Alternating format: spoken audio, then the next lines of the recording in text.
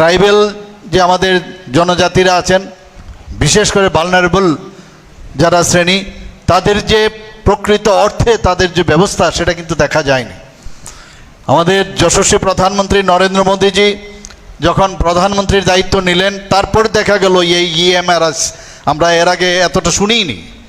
সেই জায়গায় আজকে এতগুলো সারা ভারতবর্ষের মধ্যে বিভিন্ন জায়গায় আমরা দেখি মাননীয় প্রধানমন্ত্রীজি মাঝে মাঝে ফিজিক্যালি আসেন, মাঝে মাঝে ভার্চুয়ালিও এই ইএমআরএস এর যে স্কুলগুলো সেগুলো উনি ইনোগ্রেশন করছেন। এর যে মেইন উদ্দেশ্য, তার উদ্দেশ্য হচ্ছে যে to provide quality education and holistic development to scheduled tribes students in remote areas. সেই উদ্দেশ্য আজকে আমরা দেখছি সেটা সাকার হচ্ছে। আমাদের ত্রিপুরাতে অলরেডি কথা হয়েছে, এখানে 12টা 21টা মতো আমাদের স্যাংশন দেওয়া হয়েছে একলব্য স্কুলের জন্য, রেসিডেন্সিয়াল স্কুল। এর মধ্যে 12টা আজকে এটাকে নিয়ে 12টা অলরেডি চালু হয়ে গেল। আমি এখানে ঢোকার সময় আমি দুটো ক্লাসে আমি গেলাম, সেখানে যা আমার কাছে রিপোর্ট প্রায় 60 জনের মতো ভর্তি হয়েছে। সেখানে ছাত্রীরাও আছেন, ছাত্ররাও আছেন, এবং টোটাল যে এখানে ভর্তি হবে প্রায় 480 জন। তো আস্তে আস্তে করে সেইভাবে তাদেরকে ভর্তির প্রক্রিয়া শুরু হবে, এবং আমি আশা করি যে এই স্কুল যে আজকে ইনোগ্রেশন হলো সেটা সত্যিকারের অর্থে আগামী দিন যেন তার যে উদ্দেশ্য এটা করা হয়েছে সেটা সফল হবে। আমাদের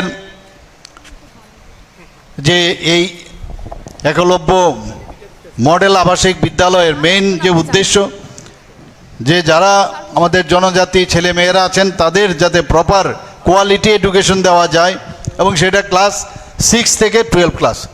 মানে দেখা গেছে যে টু ব্রিজ দ্য এডুকেশনাল যে gap between the tribal and non tribal, properly সবাইরই যেন, মাননীয় প্রধানমন্ত্রীজি বারবার বলছেন যে লাস্ট মাইল অবধি যারা এতদিন ধরে সুযোগ সুবিধা পায়নি তাদেরকে সুযোগ আমাদের পৌঁছে দিতে হবে। তো সেইটাকে মাথায় রেখে একটু আগে আমাদের ট্রাইবেল ওয়েলফেয়ার মিনিস্টার সাহেব বলছিলেন নর্থ ইস্টার্ন জোনের 1-2 জায়গায় এখনও একলব্য স্কুল স্টার্টই হয়নি, অথচ একসাথেই কিন্তু আমাদেরকে এটা দেওয়া হয়েছে। তো সেই দিক দিয়ে আমরা জানেন যে ত্রিপুরা এখন সব দিক দিয়ে কিন্তু ন্যাশনাল লেভেলে আমরা নীতি আয়োগ থেকে আমাদের বলা হয়েছে যে ত্রিপুরা স্টেট এখন মানে ফ্রন্ট রানার স্টেট হিসেবে স্বীকৃতি পেয়েছে। তো আমরা চেষ্টা করছি সবভাবে। আপনারা জানেন যে কিছুদিন আগেও যে আমাদের স্টেট পূর্ণ স্বাক্ষর রাজ্য হিসাবে ঘোষিত হয়েছে, আপনারা সবাই জানেন, এবং 3rd পূর্ণ স্বাক্ষর রাজ্য হিসাবে। এখানে কিন্তু খালি স্বাক্ষর দিলেই হবে না, এডুকেশনে আমরা চেষ্টা করছি তার সেই এডুকেশনের ক্রাইটেরিয়া আছে যে আমাদের যে এখানে ত্রিপুরার মানুষ যে এই ক্রাইটেরিয়া যদি ফুলফিল করে তবেই গিয়ে তাকে পূর্ণ স্বাক্ষর রাজ্য হিসাবে ঘোষণা করে। এর আগে গোয়া এবং মিজোরামকে ঘোষণা করা হয়েছিল, ত্রিপুরাকে এবার ঘোষণা করা হয়েছে। সেখানে বলা হয়েছে যে 95%-এর থেকে তার বা 95% বা তার উপরে যদি থাকে তাহলে সেটাকে পূর্ণ স্বাক্ষর রাজ্য হিসাবে ঘোষণা করা হবে। আমাদের রাজ্য 95.6% যে সাক্ষরতা সেটা কিন্তু উত্তীর্ণ হয়েছে। বাকি যেটা আছে, অনেকে আছে অসুস্থতার কারণে সেভাবে যে ক্রাইটেরিয়া রাখা হয়েছে সেইভাবে তারা ফুলফিল করতে পারেনি, এবং যে ইউনেস্কোর যে গাইডলাইন সেখানে বলা হয়েছে যদি 95% হয় তাহলে এটাকে 100%-এ ধরা হবে।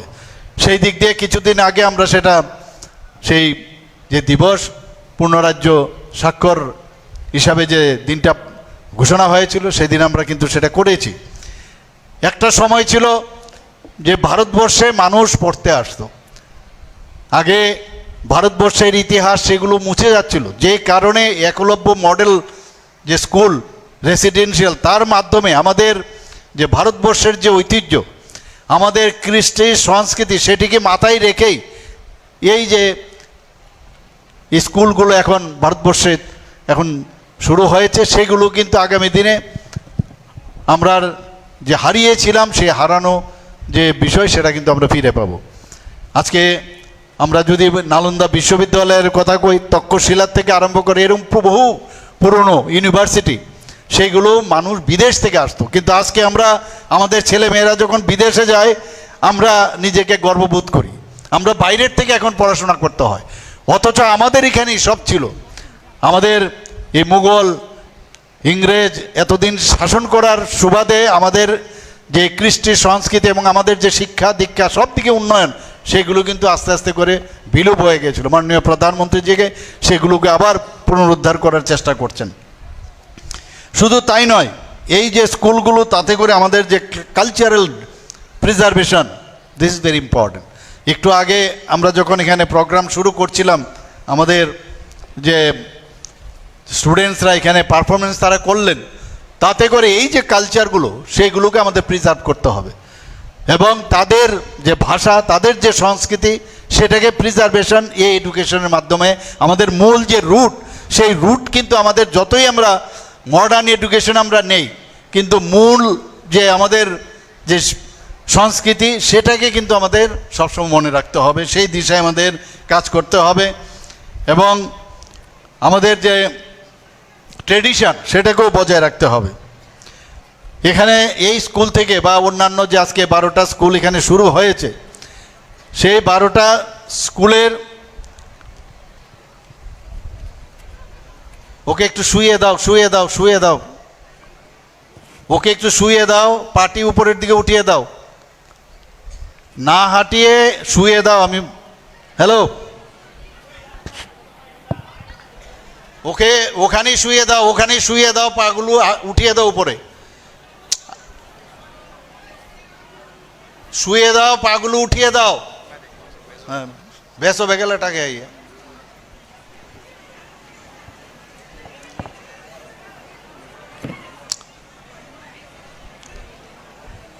এইভাবে নিলে আরো অসুবিধা হবে। যেখানে আছে ওখানে শুয়ে দাও, ওকে ওখানে শুয়ে দাও, শুয়ে পাগুলো উপরে উঠিয়ে দাও।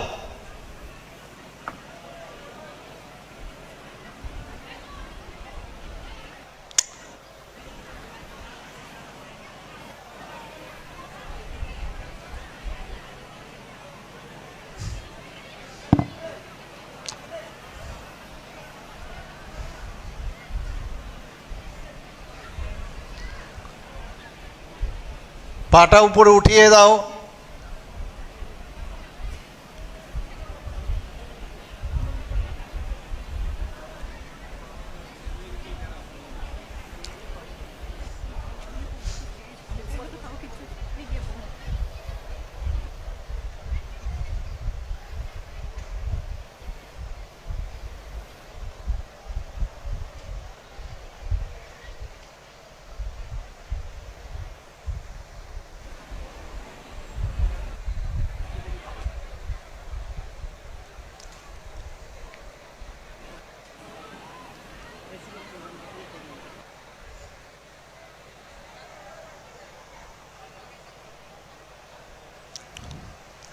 She will be all right, no problem. This is called vasovagal attack. তো আজকে এই স্কুল থেকে যারাই বেরোবে তাদেরও কিন্তু দায়িত্ব রয়েছে। আগামী দিন they will act as change agents in their community. ওখানে গিয়ে তারা তাদের যে কমিউনিটি আছে সেই কমিউনিটির মধ্যে গিয়ে যে সোশিও ইকোনমিক্যাল স্ট্যাটাস, সেই সোশিও ইকোনমিক্যাল স্ট্যাটাস এবং কালচার সেগুলো তাদের মধ্যে গিয়ে আলোচনা করবে এবং যাতে করে ড্রপ আউট কম হয় সেই ব্যবস্থা তারা করবে। এবং আমি নিশ্চিত যে এই ধরনের যে আমাদের স্কুলগুলো হচ্ছে ত্রিপুরাতে, সেগুলো আগামী দিনে আমাদের যে ট্রাইবেল এরিয়াতে, বিশেষ করে পার্টিকুলারলি ভালনারেবল ট্রাইবেল গ্রুপ, তাদের যে উচ্চ বুনিয়াদী মাধ্যমিক এবং উচ্চ মাধ্যমিকে যে তারা শিক্ষা পাবে এবং যে কোয়ালিটি এডুকেশন পাবে, সেইগুলো আগামী দিনে ত্রিপুরার জন্য অত্যন্ত লাভজনক হবে। আমাদের যে এই স্কুল খালি এডুকেশন না, খালি পড়াশোনার বিষয় না, সেখানে কিন্তু যে ক্রাইটেরিয়া রাখা হয়েছে, খেলাধুলা হবে এবং শিল্প সংস্কৃতি এবং সেখানে স্কিল ডেভেলপমেন্টেরও সাবজেক্ট সেখানে রাখা হয়েছে। আমার পূর্ববর্তী বক্তা এখানে বলেছেন যে এই যে স্কুলগুলো শুরু হয়েছে সিবিএসসির আন্ডারে, সিবিএসসির যে কারিকুলাম সেইভাবে রাখা হয়েছে, এবং জওহর নবোদয় বিদ্যালয় সেই মডেলকে সামনে রেখে এই একলব্য যে মডেল আবাসিক বিদ্যালয় সেগুলো শুরু হয়েছে। বিনামূল্যে বোর্ডিং ও থাকার ব্যবস্থা, পোশাক, পাঠ্যপুস্তক, ইভেন যে ফার্নিচার, বিছানা ইত্যাদি দেওয়ার ব্যবস্থা এখানে রাখা হয়েছে। শুধু তাই নয়, স্পেশাল কোচিং ক্লাস তারও ব্যবস্থা এখানে রাখা হয়েছে। স্পোর্টসের সাথে যাতে যুক্ত হতে পারে আমরা সেখানে সামগ্রী এবং অন্যান্য যেসব কার্যক্রম সেখানে রাখা হয়েছে। যে ক্রাইটেরিয়া আছে কোথায় কোথায় একলব্য স্কুল হবে, সেখানে বলা হচ্ছে যেখানে যেসব ব্লকে, প্রতিটা ব্লকে যাতে এই ধরনের স্কুল হয় তার এইমস নেওয়া হয়েছে, কিন্তু ক্রাইটেরিয়া রাখা হয়েছে যে যেখানে জনজাতির সংখ্যা 20,000-এর বেশি হবে প্লাস 50% তার থেকে বেশি হতে হবে, সেই জায়গায় একলব্য মডেল আবাসিক বিদ্যালয় সেখানে স্থাপন করা হবে। এই যে একলব্য মডেল স্কুল এখানে আজকে আমরা দেখছি, সেটা 2022 সালের 9 এপ্রিল শুরু হয়েছিল। Tripura housing and construction board সেটা করছে, এবং তাতে করে প্রায় 28,54,00,000 টাকা সেটা দেওয়া হয়েছে। কেন্দ্রীয় জনজাতি বিষয়ক মন্ত্রক থেকে সেই টাকাটা পাওয়া গেছে। টোটাল স্টাফ এখানে 28 জন, এবং এখন পর্যন্ত যেটা আমি বললাম যে আউট অফ 480 60 জন ভর্তি হয়েছে। এবং আমাকে প্রিন্সিপাল সাহেবের সাথে আমি কথা বলছিলাম, উনি বলছিলেন যে আস্তে আস্তে করে যখন পরীক্ষার মাধ্যমে তাদের সেইভাবে কিছু হয়তোবা রিল্যাক্সেশনও থাকবে, তাদেরকে ভর্তি করা হবে। আমাদের এখন পর্যন্ত যে 12টি এই একলব্য মডেল ক্লাস স্কুল শুরু হয়েছে সেগুলো হচ্ছে কুমলুং, বিসিনগর, রাজনগর, আমবাসা, কুমারঘাট, কিল্লা, পদ্মবিল, মুঙ্গিয়াকামি, করবুক, রূপাইছড়ি, ডম্বুরনগর এবং জম্পুইজলা আজকে যেটা শুরু হলো। আমাদের এই একলব্য মডেল রেসিডেন্সিয়াল যে ভর্তি হয়েছে ছাত্রছাত্রী টোটাল 2,475 জন। আমরা তো বলতে গেলে যে 50% এখানে ভর্তি হয়েছে। ছাত্র প্রায় 1189 এবং ছাত্রী 1286। এবং 2026 সালের মার্চের মধ্যে যে 6টা আরও যে একলব্য স্কুল কমপ্লিট হবে সেগুলো হচ্ছে ওমপি, হেজামারা, ছামুনু, অমরপুর এবং মান্দা এবং মনুতে। আমাকে এখানে সেক্রেটারি সাহেব বলছিলেন যে বাকি যে 4টি আছে সেটাও 2 বছরের মধ্যে কমপ্লিট হয়ে যাবে। যদি 21টি Eklavya model residential school complete হয় তাতে করে প্রায় 10,380 জনের মধ্যে স্টুডেন্টস সেখানে ভর্তি হতে পারবে। আমাদের যে রেসিডেন্সিয়াল এবং আশ্রম স্কুল এই আমাদের ডিপার্টমেন্ট থেকে, ট্রাইবাল ওয়েলফেয়ার ডিপার্টমেন্ট থেকে যে অনেক জায়গায় 6ষ্ঠ থেকে 10ম শ্রেণী পর্যন্ত আবাসিক বিদ্যালয়ও কিন্তু স্থাপন করেছে। এইগুলো বাদ দিয়েও আমবাসা এবং করবুক, কাঞ্চনপুর এবং করবুকে ক্লাস 3য় শ্রেণী থেকে 6ষ্ঠ শ্রেণী পর্যন্ত 3টি আশ্রম স্কুল দপ্তর থেকে চালু করেছে। সেখানেও প্রায় 1,008 জন শিক্ষার্থী পাঠরত রয়েছেন। আমরা ত্রিপুরা সরকার এই ডিপার্টমেন্টের মাধ্যমে, ট্রাইবাল ওয়েলফেয়ার ডিপার্টমেন্টের মাধ্যমে আমরা সুপার 30 প্রকল্প একটা শুরু করেছি শিক্ষা দপ্তরের তরফ থেকে। সেখানে এই সুপার 30 প্রকল্পে 4 জন ছাত্রছাত্রী, ট্রাইবাল ছাত্রছাত্রী তারা কিন্তু বৃত্তি লাভ করেছে। এখন পর্যন্ত 11 জন ছাত্রছাত্রী MBBS ডিগ্রি লাভ করেছেন এবং ইঞ্জিনিয়ারিংয়ে অনেকে পাশ করেছেন এবং বিভিন্ন ক্ষেত্রে তাদের চাকরিও হয়েছে। একটু আগে আমাদের ট্রাইবাল ওয়েলফেয়ার মিনিস্টার বলছিলেন যে জনজাতি গৌরব দিবসে চিত্রাঙ্কন প্রতিযোগিতায় কুমলুং একলব্য মডেল আবাসিক বিদ্যালয় থেকে যে ছাত্র খাতিজা দেববর্মা প্রথম স্থান অর্জন করেছে এবং সেটা মাননীয় প্রধানমন্ত্রী শ্রী নরেন্দ্র মোদীজি প্রাইজ দিয়েছে ওনাকে, সেই ফটো উনি আমাকে দেখালেন। আমাদের 2024 সালে কুমলুং একলব্য মডেল বিদ্যালয়ের ছাত্র সাগর দেববর্মা বীর গাথা 4 উপলক্ষে যে প্রবন্ধ সেখানে কম্পিটিশন হয়েছিল, সেখানে প্রথম স্থান পেয়েছে এবং আমাদের মাননীয় প্রতিরক্ষা মন্ত্রী রাজনাথ সিং ওনাকে পুরস্কৃত করেছেন। অন্ধ্রপ্রদেশে 2022 সালে সেখানে জাতীয় ক্রীড়া আসর হয়েছিল, সেখানেও আমাদের এই ছাত্রীরা সেখানে যোগদান করেন এবং সেখানে 3rd পজিশন নিয়েছে এবং অ্যাথলেটিক্সের 2য় স্থান ওনারা সেখানে সেই পজিশনে পেয়েছেন। উড়িষ্যায় 2024 সালে সেখানেও কালচারাল উৎসব হয়েছিল এবং লোকনৃত্য এবং সমবেত লোকসঙ্গীতে প্রথম স্থান আমাদের এই স্কুল থেকে তারা সেই প্রাইজটা পেয়েছেন। বাদ্য প্রতিযোগিতা, দেশাত্মবোধক সঙ্গীত এবং স্টোরি বলার যে প্রতিযোগিতা সেখানেও 3য় স্থান লাভ করেছেন।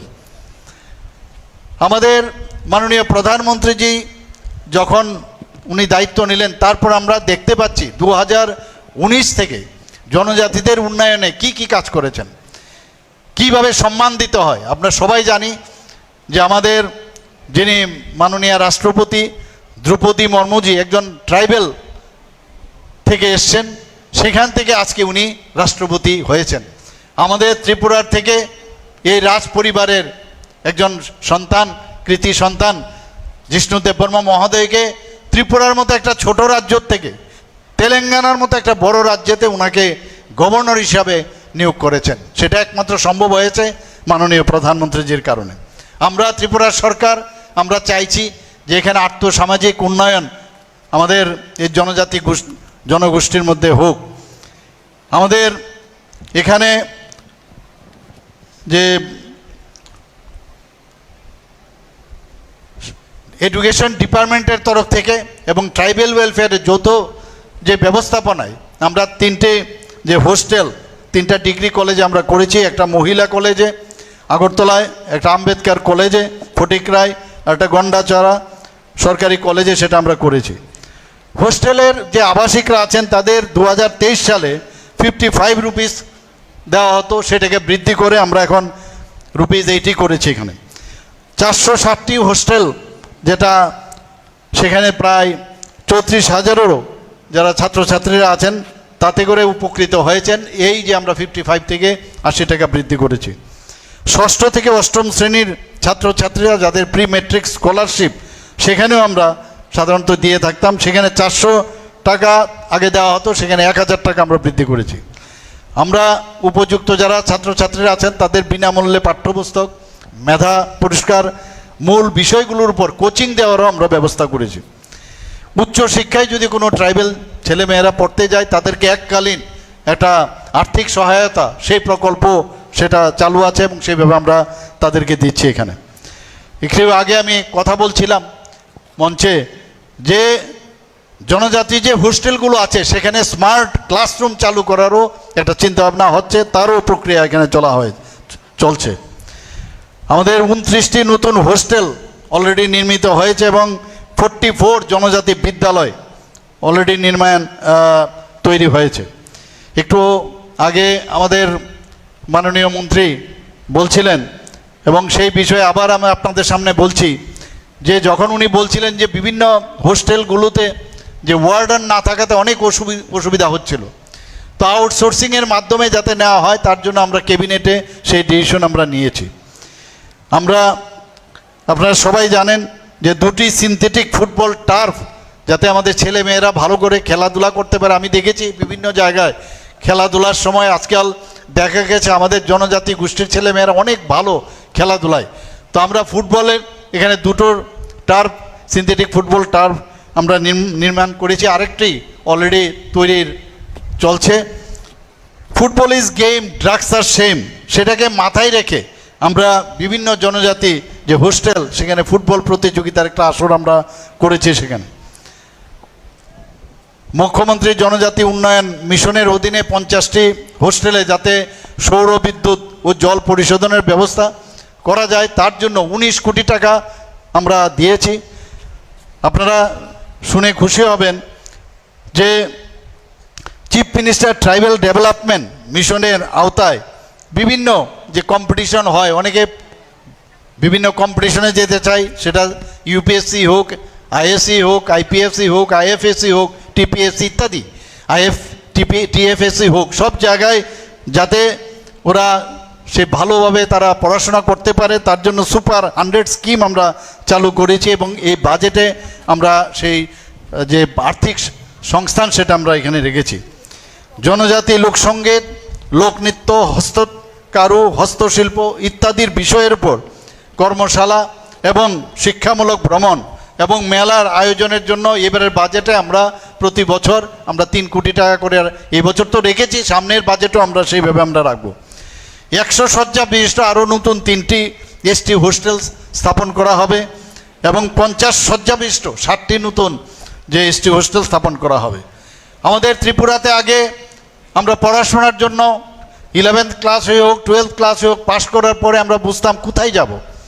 এখন ত্রিপুরাতে আমাদের মেডিকেল সিট, যেখানে আগে 3-4টে মেডিকেল সিট আমাদের আসতো বাইরের থেকে এবং পরবর্তী সময়ে 13, 14, 15 এরকম সিট আসতো। আজকে এমবিবিএসের সিট আমাদের ত্রিপুরাতে 400 সিট আসন এখানে ত্রিপুরাতেই হয়ে গেছে। এখানে পোস্ট গ্রাজুয়েশনেও প্রায় 79টির মতো পোস্ট গ্রাজুয়েশনের ব্যবস্থা হয়েছে। পোস্ট গ্রাজুয়েশনের জন্য বাইরে যেতে হতো।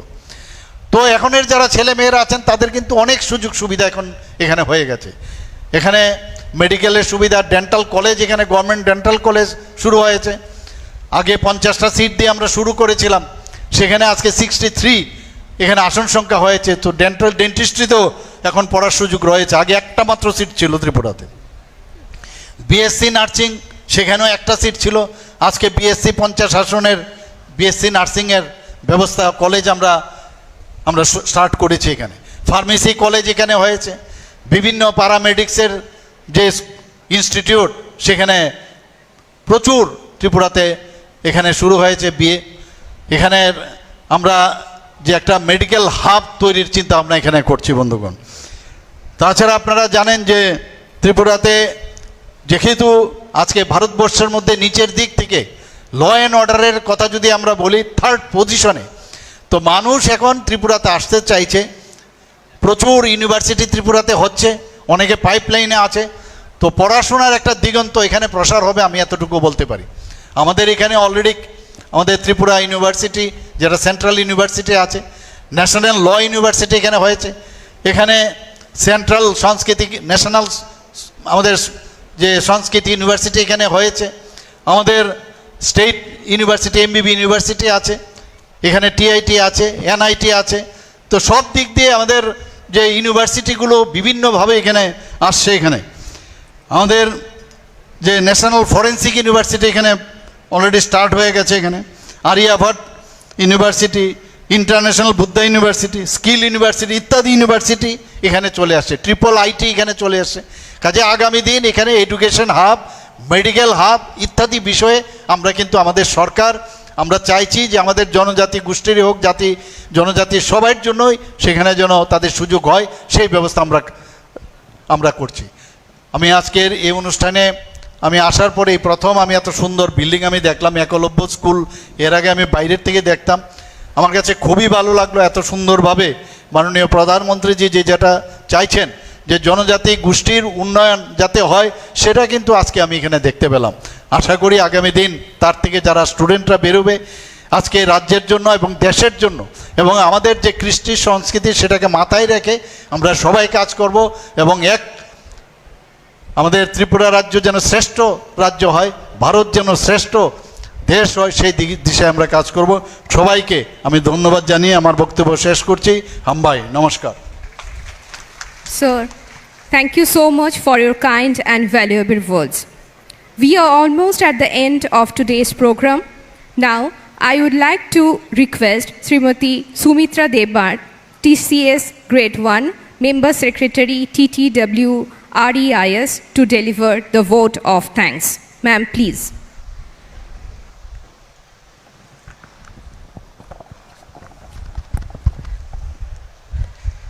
নমস্কার।